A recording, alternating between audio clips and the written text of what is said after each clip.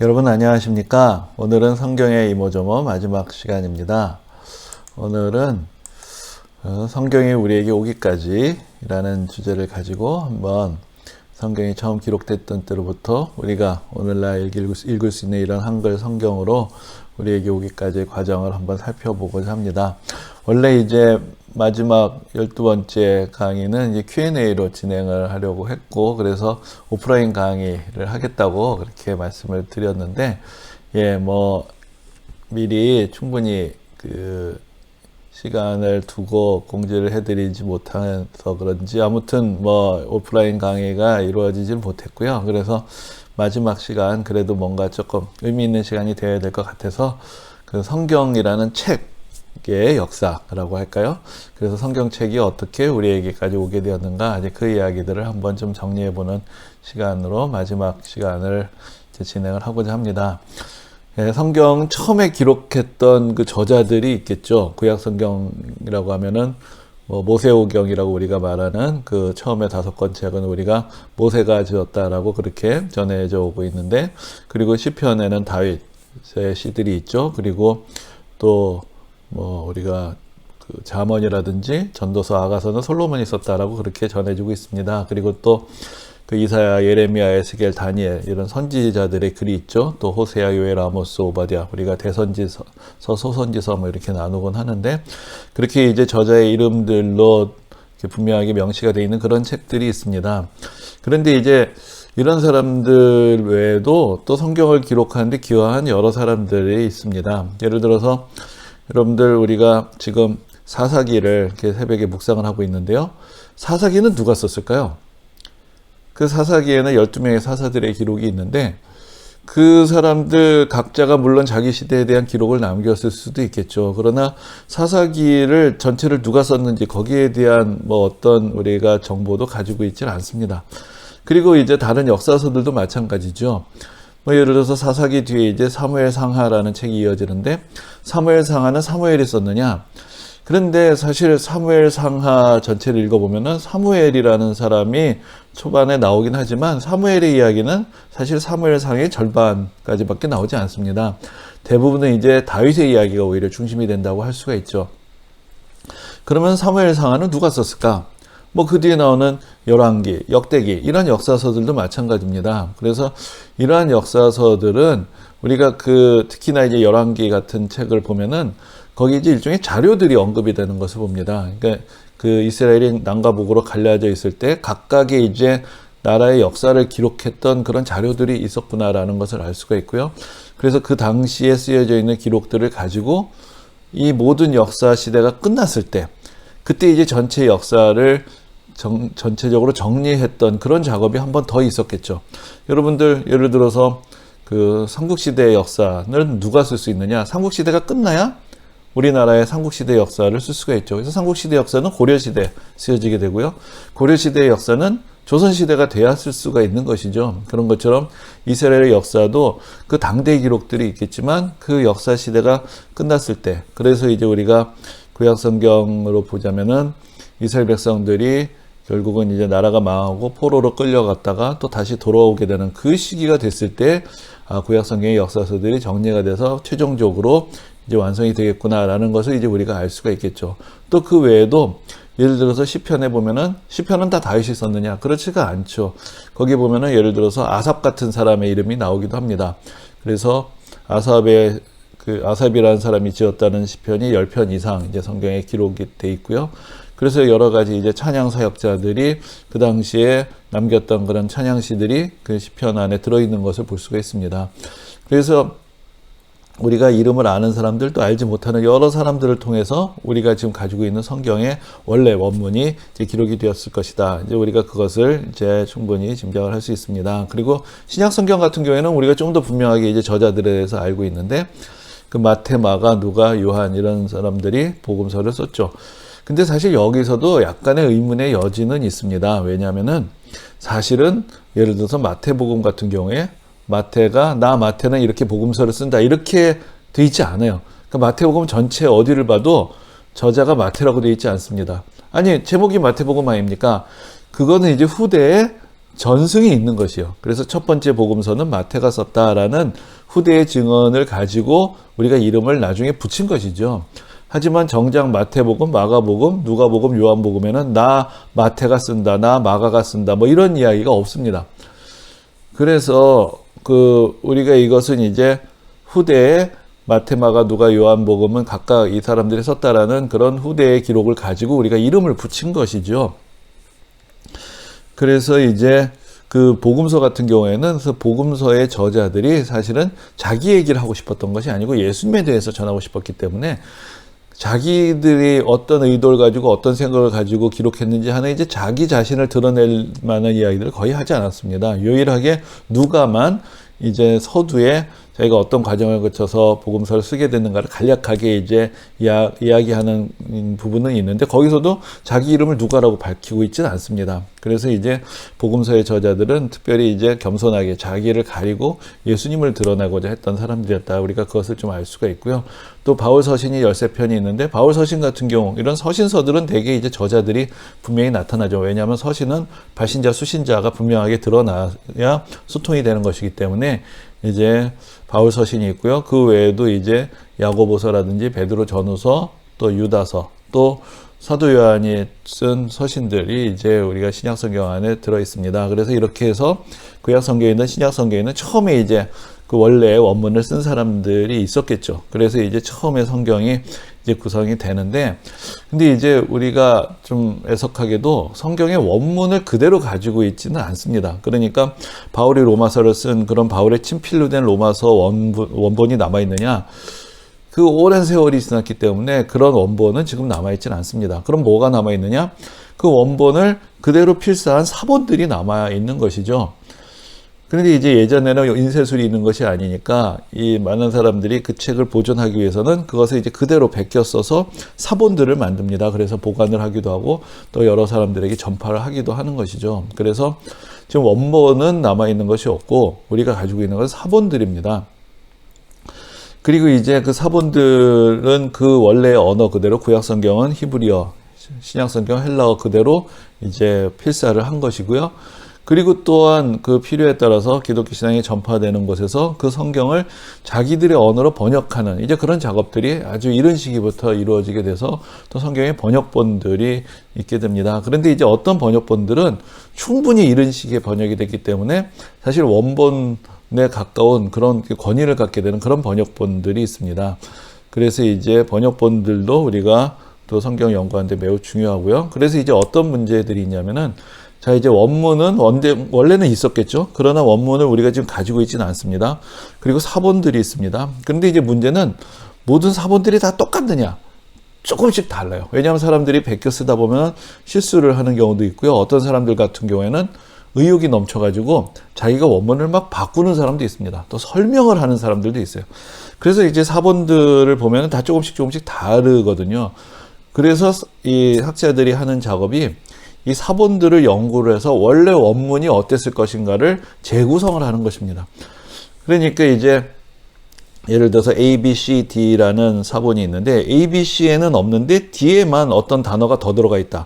그러면 그러면 원래 원문에는 그 단어는 없었겠구나 이렇게 생각을 할 수가 있겠죠.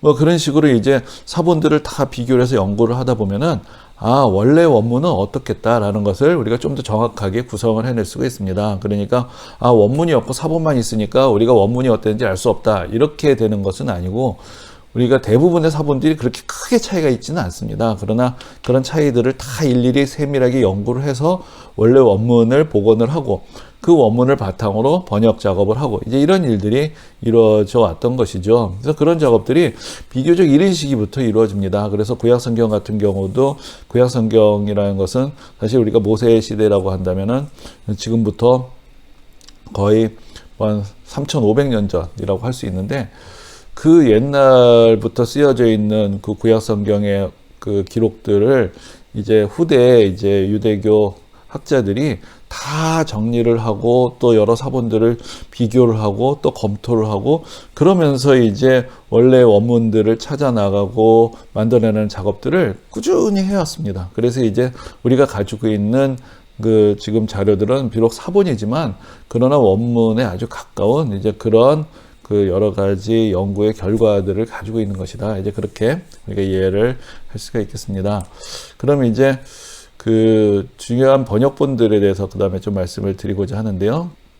먼저 이제 70인역에 대해서 말씀을 드릴 수가 있겠습니다. 70인역이라고 하는 것은 이제 구약 성경의 헬라어 번역을 말하는 것인데, 그 신약 시대가 시작되기 전에 이미 구약 성경이 히브리어에서 헬라어로 번역이 되는 그런 일이 일어나게 됩니다.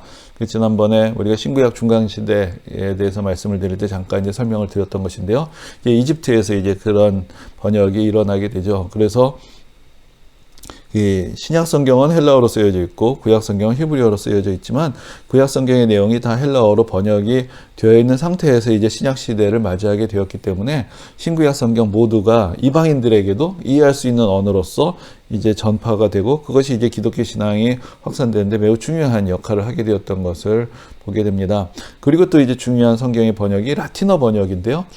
이 4세기에 이 신구약 성경 전체가 또 다 라틴어로 번역이 됩니다. 그런데 이제 지중해 지역에서 동편은 그리스어가 널리 사용이 됐지만 그 당시 이제 로마 제국 전체의 가장 대표적인 언어는 라틴어, 그러니까 로마 사람들이 사용하는 라틴어라고 할 수 있고, 특별히 지중해 서쪽 지역에서는 이제 라틴어가 중심으로 사용이 됩니다. 그래서 기독교 신앙이 예루살렘에서부터 시작해서 먼저 지중해 동부, 또 나중에 지중해 서부까지 쭉 퍼져 나가게 되면서 로마 제국 전체가 이제 기독교화될 때 이 불가타 성경이라고 불리는 이 라틴어 성경이 아주 중요한 역할을 하게 됩니다.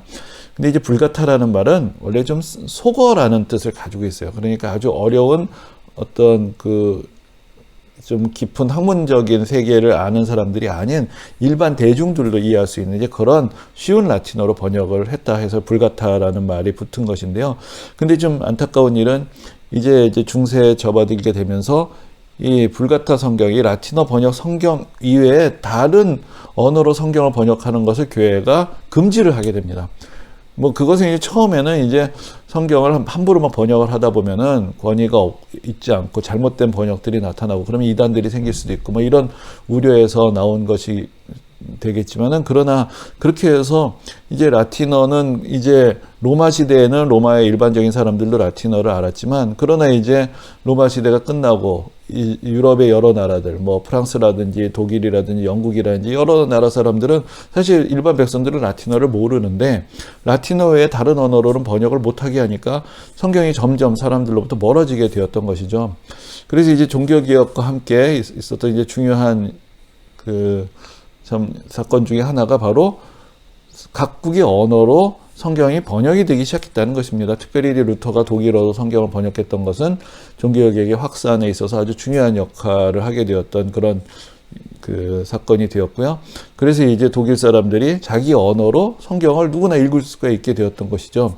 근데 이제 루터만 그런 일을 했던 것이 아니라 사실 루터보다 좀 더 이른 시기에 영국에서도 영어로 성경을 번역하는 일이 있었습니다. 근데 위클리프라는 사람이 처음으로 영어로 성경을 번역을 했는데 그 당시 이제 교회에서 반대가 있었죠. 그래서 위클리프가 죽은 다음에 무덤을 파헤쳐가지고 그래가지고 위클리프를 처형을 다시 하는 참 그런 일까지 벌어질 정도로 그 당시에 이제 그 성경을 번역하는 것에 대해서 교회가 상당히 금지를 했었는데, 그래도 그런 어려움 속에서도 이제 영어로 이미 성경을 번역했던 위클리프 같은 사람이 있었고요. 또 루터가 독일어로 성경을 번역했던 이제 그런 사건들이 있었습니다. 특별히 이제 그 다음에 이제 영어 성경 번역들을 몇 가지 좀 더 소개를 하려고 하는데요.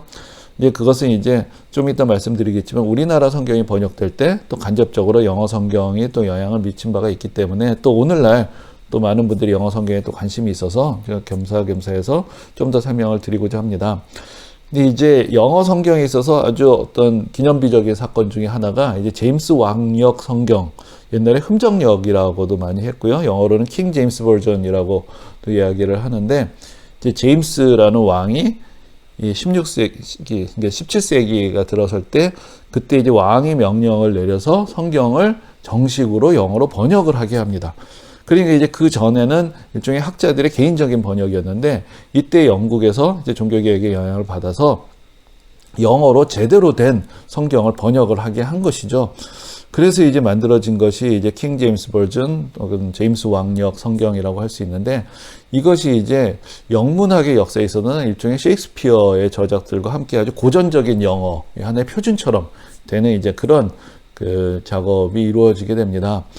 그리고 이제 또 하나 이제 영어 성경 번역에 있어서 좀 중요한 것이 이제 그 20세기 들어오면서 아메리칸 스탠다드 버전이라는 영어 번역이 나오는데, 이것은 이제 소위 말해서 미국식 영어로 된 그런 영어 성경이 나오기 시작한 하나의 그 시초라고 할 수 있습니다. 그리고 이제 그런데 이제 이 미국식 영어라고는 할 수 있지만, 여기에도 기준이 되는 거 이제 킹 제임스 버전을 조금 수정을 했다라고 할 수가 있어요. 그런데 아예 처음부터 새로운 감각으로 번역을 한 그런 성경들도 나오게 되는데, 그래서 1970년대가 되면은 Today's English Version이라는 아주 구어체로 된 그런 새로운 번역이 나오게 됩니다. 그래서 이제 그 이전에 제임스 왕역이라든지 미국 표준역이라든지 이런 책들은 원어를 거의 직역하는 기준을 가지고 주로 번역을 했다면, 이 Today's English Version, 그래서 굿뉴스 바이블이라는 이름으로도 이제 우리나라에도 많이 알려졌는데요. 이런 성경은 완전히 현대적인 감각에 맞게 의역을 주로 하는 이제 그런 성경이 됩니다. 그리고 이제 최근에 많이 사용되는 그 영어 번역 성경 중에 하나가 NIV라는 게 있는데요. 이것은 이 New International Version, 인터내셔널이란 말이 들어간 것은 뭐 미국식 표현, 영국식 표현인 것이 아니라 영어로 사용하는 여러 나라 학자들이 함께 모여서 좀 더 중립적인, 그래서 그 미국 사람들이나 영국 사람들이 사용하는 그런 특징적인 표현들이 아닌 그런 표현들을 주로 사용했기 때문에 좀 더 이제 외국 사람들 입장에서는 좀 이해하기 쉬운 이제 그런 성경이 되는 것이고요. 그리고 이제 최근에 또 그 유진 피터슨이라는 그 미국의 목회자이면서 또 신학자가 그 성경을 직접 또 자기가 이거는 개인의 번역이라고 할 수 있는데, 여러 학자들이 좀 도움을 받아서 이것도 현대적인 언어로 또 번역을 하는 이제 그런 성경도 뭐 최근에 출간이 되어 있습니다. 그런데 이제 종종 그런 이야기를 하시는 분들이 있어요. 우리말로 성경을 읽으면 뭔 소리인지 잘 모르겠는데 영어 성경을 읽으니까 좀 더 이해가 잘 돼요. 이런 이야기를 하시는 분들이 있습니다. 근데 이제 그런 경우는 이제 두 가지라고 할 수가 있는데요.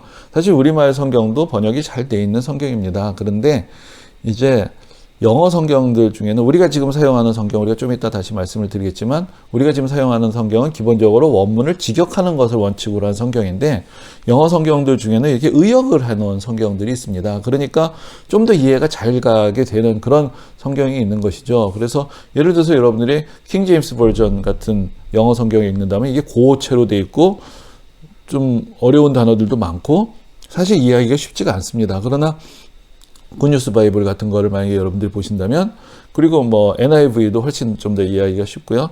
그래서 이런 성경을 보신다면은 좀 더 현대적인 감각에 좀 더 맞게 성경이 이해가 될 수 있는 그런 장점이 있겠죠. 그리고 또 한 가지는 언어의 구조상 특히나 이제 신약 성경 같은 경우에는 헬라어하고 영어가 문법적으로 훨씬 유사하기 때문에 원어의 의미를 살리기가 영어가 좀 더 유리한 면은 있을 것입니다. 근데 한국말로 성경을 번역하는 것은 뭐 좀 이따 다시 말씀드리겠지만, 그건 또 사실은 그 나름의 깊은 또 연구와 어떤 신학의 축척이 필요한 것이거든요. 그래서 이제 그런 면에서 보면은 영어 성경 번역들이 갖고 있는 원래 성경의 의미를 이해하는데 가지는 조금의 장점들이 있다, 이렇게 말씀을 드릴 수도 있겠습니다. 그러면 이제 우리나라 말 성경의 역사에 대해서 잠깐 정리를 해보겠습니다. 한글로 처음 성경이 번역된 것은 해외에서 일어납니다. 뭐 해외라는 게 먼 곳은 아니고요. 먼저 이제 중국 심양에서 예수 성교 전서, 옛날식 표현 예수 성교 전서, 예수님의 거룩한 가르침을 전체적으로 모든 것을 담은 책이다, 뭐 이런 정도 이야기가 되겠는데, 그 신약 성경이 다 번역이 됩니다. 근데 그것은 이제 존 로스라는 그 선교사가 중국에 가서 사역을 하다가 이 조선에서 중국에 장사하러 갔던 청년들을 만나게 됩니다. 그래서 그 사람들에게 복음을 전해서 이 사람들이 예수를 믿게 되고, 그래서 이제 한국이란 나라, 조선이란 나라가 있다는 것을 알게 되죠. 그래서 그 중국에서 이 조선어로, 이 한글로 성경을 번역을 하는 그런 작업을 하게 됩니다. 그래서 이제 신약 성경이 먼저 그 중국에서 번역이 되죠. 그리고 한편 그 일본에 사신으로 갔던 이수정이라는 사람이 있었는데, 이 사람이 일본에 가서 성경을 처음 보게 됩니다. 그래서 그것을 보고는 감동을 받아서 이제 예수를 믿게 되고, 또 이제 마가복음을 이제 풀어서 한글로도 번역을 하고, 또 이 사람이 또 현토 성경 해가지고, 왜 옛날에 이제 한문토에다가 그 토시만 달아서 읽곤 하는데 그 한문 성경에다 토시를 단 성경도 만들고 이제 그런 작업을 해서 일본에서 또 중국에서 처음으로 이제 우리말로 된 성경들이 번역이 되기 시작을 합니다. 근데 이제 우리가 지금 가지고 있는 성경, 그것이 이제 개역 개정판 성경인데요. 이것의 원류가 될 수 있는 작업이 1911년에 이루어집니다. 이때 이제 언더우드 같은 선교사들이 이제 한국에 들어와서 이 기존에 이제 그 당시에 이제 보니까 성경이 번역된 것이 있었어요. 신약 성경도 있었고. 그런데 보니까 그것이 이제 그렇게 학문적으로 완성도가 높지가 못했고 또 문제가 뭐냐면은 그 중국에서 번역됐던 성경 같은 경우에 이 평안도의 청년들이 중국에 가서 존 로스 선교사를 만나서 거기서 이제 성경을 번역하게 되니까 이 서울 사람들 보기에는 이게 평안도 사투리가 많이 있었다고 그래요. 그러니까 이제 안 되겠다 해서 성경을 처음부터 다시 번역을 해야 되겠다 해서 신약 성경은 1901년에 그리고 신구약 성경 전체는 1911년에 처음으로 이제 신구약 성경 전체가 다 완역이 됩니다. 이제 그것이 1911년인데요. 근데 이때 번역은 물론 이제 그 당시 선교사님들이 많은 애를 썼습니다. 그런데 이제 1911년이면 사실 상당히 이른 시기거든요. 우리나라에 선교사님들이 처음 들어온 게 1884년, 5년 이때부터 들어오는 것이기 때문에 상당히 이제 이른 시기인데 이때 이제 선교사님들이 한국어를 배우고 또 번역을 하지만 선교사님들의 힘만으로는 부족하니까 이제 한국인들의 도움을 받게 되죠. 그리고 또 이 히브리어 헬라어 원전 성경도 보지만 사실 많은 선교사님들이 미국에서 왔기 때문에 영어 성경 그리고 또 그때 이미 번역되어 있는 중국어 성경 이런 것들을 이제 참조를 하면서 이제 번역을 하게 됩니다. 그래서 이제 처음으로 완성된 게 1911년에 성경 전서가 되고요. 그런데 이제 성경 전서를 근데 여기에 보면 이제 여러 가지 좀 이제 부족한 부분들이 있었겠죠. 그래서 그것을 계속해서 고쳐 나가게 됩니다. 그래서 조금 더 완성도가 높은 성경을 만든 것이 1938년에 성경 개역입니다. 그래서 고쳐서 번역했다 해서 개역이 되는 것이죠. 그래서 개역 성경이라고 해서 이제 그때부터 이제 1911년의 성경을 구역, 옛날 번역이다 해서 구역이라고 하고, 그 다음에 이제 1938년에 다시 고쳐서 번역한 것을 개역이라고 하는데, 이것은 이제 고쳐 번역한 것이기 때문에 아까 말씀드린 대로 1911년 성경이 사실 우리나라 성경의 역사에서 아주 중요한 자리를 차지합니다. 그것이 하나의 어떤 기준이 된 것이죠. 근데 거기에 이제 좀 부족했던 것들을 고친 것이 1938년이고요. 1952년은 이제 해방이 된 이후에 이게 맞춤법 표준안이 바뀌게 되죠. 거기에 맞춰서 좀 더 다듬은 그런 정도의 번역이 됩니다. 그래서 이 개역 한글판을 우리가 그동안 우리나라 교회가 해방 이후에 이렇게 부흥을 하고 하면서 많은 사람들이 애독하고 암송하고 계속해서 이제 간직해왔고 우리가 읽어왔던 성경이 바로 이 개역 한글판입니다. 그래서 개역 한글판이란 것은 앞에서 말씀드린 대로 성경 전서를 한번 고친 것을 한글 맞춤법 표기에 따라서 다시 수정한 그것이 이제 1960년대, 70년대, 80년대, 90년대까지 우리나라 교회의 가장 보편적인 성경이 되는 것입니다. 그래서 저도 그렇고요. 아마 여러분들 많은 분들이 바로 이 성경을 가장 익숙하게 사용하시고 그것을 가지고 암송을 하시고 그렇게 믿음 생활을 이어오셨을 것입니다.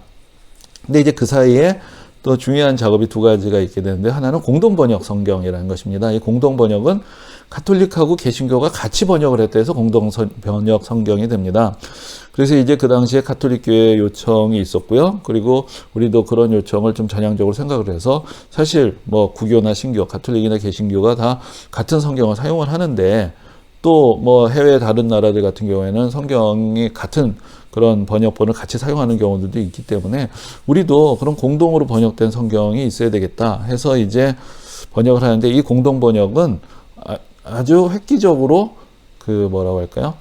구어체에 가깝게 그 의역을 해서 번역을 한 그런 성경입니다. 그래서 그 이전의 개역 우리가 가지고 있는 지금 개역 한글판은 상당히 이제 원문에 가까운 어떤 직역에 치중했던 성경이라면 공동 번역은 상당히 이제 의역을 하고 또 그 지명이라든지 인명이라든지 이런 것들을 좀 더 현대적으로 이제 바꾼 이제 그런 책이었는데 그러다 보니까 이제 좀 거부감을 갖는 분들이 많이 있었어요. 특히나 이제 개신교 입장에서는 우리에게 익숙한 지명 또 인명 이런 것들이 많이 달라지고 그러다 보니까 이게 뭔가 카톨릭 따라하는 것 같고 뭔가 좀 낯설고 또 그 표현들도 너무 좀 뭐라 할까요? 좀 점잖지 않고 예배용으로 사용하기엔 좀 적합하지 않고 이제 그러면서 이제 사실 이제 의미는 있는 성경이고 의미 있는 작업이었지만 우리나라의 어떤 일반적인 그 예배의 환경에서는 이제 받아들여지지는 못하게 됐던 것이죠. 하지만 이 내용은 성경을 이해하는데 상당히 아주 뭐라고 할까요?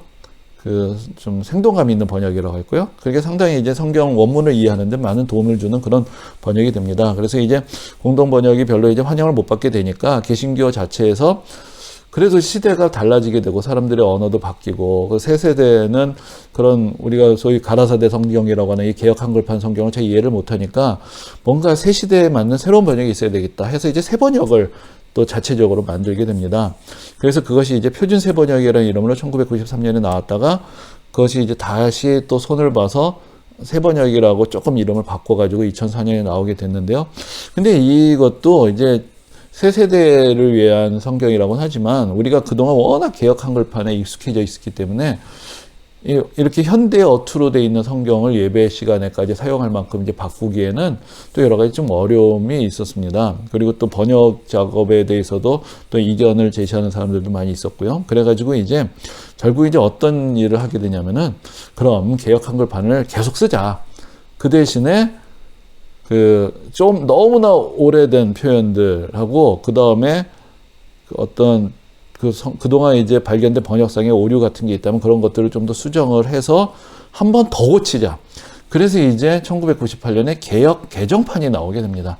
그러니까 자, 다시 말씀드리면요. 성경 전서가 나왔죠. 그것을 개역했습니다. 그것을 다시 개정한 것이죠. 그러니까 여전히 이 성경의 그 원본은 1911년 성경이라고 할 수 있어요. 그래서 이제 사실 우리가 익숙한 성경을 쓴다는 건 좋은 일이죠. 우리가 어려서부터 배우고 익숙하고 외우고 친숙한 성경을 쓰는 것은 좋은 일이지만은 그 100년 동안 사실은 우리나라 교회도 엄청나게 성장을 했고 또 성경 원문에 대한 이해도 깊어졌고 성경을 또 언어도 그 100년 동안 엄청나게 서로 달라졌죠. 옛날하고. 그러니까 성경을 한 번은 완전히 새롭게 번역을 해서 한국교회가 새로운 성경을 가지고 새 출발을 할 필요도 있는데 그게 쉽지가 않아요. 그래서 이제 결국은 고치고 또 고치고 그래서 옛날에 번역했던 걸 고치고 또 고치다 보니까 그 옛날 번역 성경의 어떤 한계들이 그대로 좀 남아있는 이제 그런 아쉬움들이 있습니다. 그래서 계속해서 또 새로운 번역들을 시도를 하고 있는데요. 바로 따끈따끈한 이야기인데 그 새 한글 성경이라는 것이 또 나왔습니다.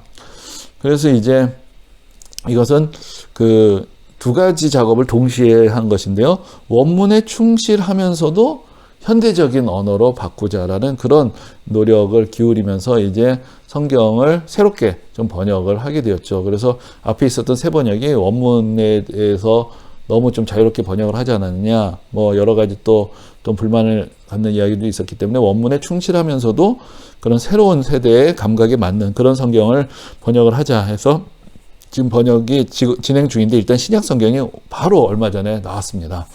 그리고 이제 구약 성경은 조금 더 뭐 작업이 돼야 이제 나오게 될 텐데요. 이렇게 해서 지금까지 쭉 주된 어떤 성경 번역의 역사를 정리를 해봤습니다. 그리고 여기에 보태서요, 여러분들 이제 시중에 가면은 뭐 현대인의 성경이라든지 쉬운 성경 뭐 이런 성경들도 있습니다. 이런 성경들은 지금까지 말씀드린 것은 이제 대한성서공회라는 그 우리나라 교회, 우리나라 모든 교단들이 같이 협력해서 만든 그 성경 기관이 있습니다. 거기서 공식적으로 출간된 성경들이고요. 이런 성경들 외에도 어떤 개별적인 출판사에서 또 현대적인 언어로 또 출판을 하거나 번역을 해서 출판을 하거나 아니면 영어로 좀 더 이제 이해하기 쉽게 번역이 된 성경을 다시 한글로 번역해서 출판하는 그런 경우들도 있습니다. 그래서 여기 제시되어 있는 성경 아닌 그런 성경들도 시중에서 구할 수가 있는데요. 근데 이제 그런 작업들은 우리가 좀 학문적으로 보기에는 조금 엄격하면 좀 떨어지는 그런 번역들이다. 그래서 여기 소개해드리는 성경들이 그래도 일단 역사적인 역사성도 있고 신학적으로도 검증이 된 그런 성경들이다. 이제 그렇게 말씀을 드릴 수가 있겠습니다. 그래서 이제 마지막으로 다시 한번 정리해 드리는 것은 아니 이미 한글 성경이 있는데 왜 자꾸 성경이 번역이 되느냐? 뭐 그런 질문들을 하실 수 있을 것 같아요. 그래서 사실 성경의 번역이 바뀌니까 좀 힘들죠. 저희도 이제 매주일 성경 암송을 하는데 옛날에 다 암송했었는데 이게 단어들이 조금 바뀌니까 좀 낯설게 되고 뭐 그런 경우들이 있습니다. 그런데 이제 성경이 왜 자꾸 새로 번역이 되느냐? 그 몇 가지 이유가 있는데요. 첫 번째는 원문에 대한 새로운 연구가 쌓이기 때문입니다. 이 이야기는 무슨 말씀이냐면은 앞에서 말씀드린 대로 성경이 딱 구약 성경의 원문 히브리어 딱 정본이 딱 있고 신약 성경의 원문 딱 고정되어 있는 것이 아니라 원문을 우리가 지금 갖고 있지 않기 때문에 계속해서 사본들을 대조하고 연구를 해서 원문들을 다시 고치고 계속해서 발전을 시켜 나가고 있습니다. 그래서 여러분들 이런 것이죠. 뭐 예를 들어서 어느 날 땅을 팠는데 거기서 갑자기 옛날 아주 우리가 지금 가지고 있는 사본보다 더 좋은, 더 이른 시기에 그런 사본들이 많이 발견이 됐어요. 그랬는데 그 사본들을 연구를 해봤더니 우리가 그동안 알고 있던 거하고 좀 다른 차이가 있어요. 그러면은 그럼 그 사본들을 연구를 해보면은 원문은 원래 이랬었겠구나 하고 원문에 대한 이해가 달라지게 될 수 있습니다. 그러면은 그 원문을 가지고 번역하게 된 성경에도 변화가 있겠죠. 그리고 또 예를 들어서 그 성서 고고학의 성과에 의해서 그 성서 시대의 어떤 새로운 유물들이나 자료들이 발굴이 되면은 이미 성경의 문자로는 기록이 돼 있지만 그게 뭘 말하는 건지 우리가 잘 몰랐었는데 그 시대의 역사, 문화, 생활을 더 잘 알게 되면 이게 그런 뜻이구나. 그것을 이해할 수 있는 새로운 발견들이 또 계속 누적이 될 수가 있습니다. 그리고 또 하나는 이제 우리가 고대 언어, 히브리어나 헬라어로 성경이 되어 있는데 사실 우리가 고대어에 대한 우리의 지식이 완전하지를 않습니다. 그래서 계속해서 새로 연구를 할 수밖에 없죠. 과거에 지금 2000년, 3000년 전에 쓰여졌던 언어에 대해서 우리가 지금 가지고 있는 지식이라는 것은 사실은 많이 부족할 수밖에 없기 때문에 새로운 연구들이 이루어지게 되면 어떤 단어의 의미에 대해서도 우리가 새롭게 알게 되고요. 그래서 이제 어떤 문법에 대해서도 새로운 이해를 할 수가 있고요. 그러다 보면은 성경에 기록된 언어에 대한 새로운 연구들이 쌓여가면서 이제 더 잘 번역할 수 있는 그런 방법들을 찾게 되죠. 특히나 이제 우리나라 같은 경우에는 성경 번역의 역사가 길지 않죠. 그러니까 헬라어나 히브리어 단어를 우리나라 말로 어떻게 옮겨야 되느냐라는 그 번역의 역사가 짧습니다. 그런데 영어 같은 경우에는 그 역사가 그래도 수백 년의 역사가 있기 때문에 번역을 할 수 있는 어떤 그 번역의 전통들이 좀 더 잘 세워져 있다고 할 수 있는데 우리나라 같은 경우에는 앞으로도 더 한글과 또 우리말과 또 성경의 원어들을 서로 비교 연구를 하면서 바로 이 단어의 의미가 우리나라 말의 어떤 언어, 어떤 표현하고 제일 가까운가 이런 것들을 사실은 좀 더 연구를 해야 되는 그런 부분들도 남아있다고 할 수 있습니다. 게다가 이제 제일 물론 중요한 이유는 언어 자체가 변화하게 되죠. 그래서 이제는 우리가 옛날 가라사대 성경에서 쓰던 그런 단어들을 이제는 더 이상 사용하지 않으니까 세대의 단절이 일어나게 됩니다. 그래서 시대에 따라서 성경 원문이 달라지는 것보다는 우리가 사용하고 있는 언어들이 훨씬 더 많이 바뀌죠. 그래서 성경 원문을 어떤 말로 표현하는 것이 새로운 세대에 더 잘 이해할 수 있게 될 것이냐. 그래야 하나님의 말씀이 낯설고 고리타분하게 느껴지지 않고 살아있는 오늘날의 하나님의 말씀으로 느껴질 수 있기 때문에 그래서 또 새로운 세대를 위한 번역들은 또 계속 되어야 하는 것입니다. 그래서 앞으로도 성경이 또 새로 번역이 될 것이고 그러면서 이제 우리가 예배의 전통 가운데 사용되었던 그런 소중한 과거의 유산들도 우리가 잘 간직을 하지만 그러나 결국 성경은 새롭게 번역이 될 때 그 말씀의 능력이 또 새로운 세대에게 더 잘 나타날 수 있다. 그리고 우리가 과거에 잘 이해하지 못했던 그 구절들을 새로운 번역들을 통해서 현대적인 번역들을 통해서 우리가 더 잘 이해할 수 있는 도움을 받을 수 있다. 그런 면들을 여러분이 생각을 하시면 새로운 성경들이 필요하구나. 또 그것이 우리에게 또 유용하구나라는 것을 아실 수가 있을 것입니다. 이렇게 해서 그동안 성경의 이모저모 12번에 걸친 강의를 모두 마치도록 하겠습니다. 함께해 주신 여러분 감사드립니다.